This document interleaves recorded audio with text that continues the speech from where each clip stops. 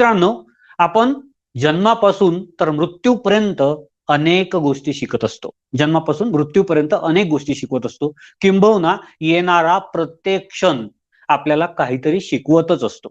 आणि शिकवत असतो म्हणजे नेमकं काय करत असतो, तर तो आपल्या वर्तनात परिवर्तन घडवून आणण्याचा प्रयत्न करतो.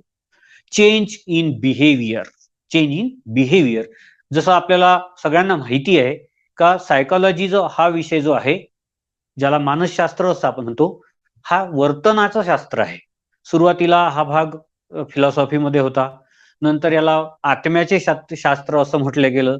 नंतर याला मनाचे शास्त्र म्हटलं गेलं, कारण आत्म्याचं मापन आपल्याला करता येत नाही. नंतर झालं मनाचं मापन आपल्याला करता येत नाही. नंतर झालं बोधावस्थेचं मापन, पण बोधावस्थेचं सुद्धा आपल्याला मापन करता येत नाही. मात्र आपल्याला वर्तनाचं मापन करता येते. म्हणून सायकोलॉजी हा वर्तन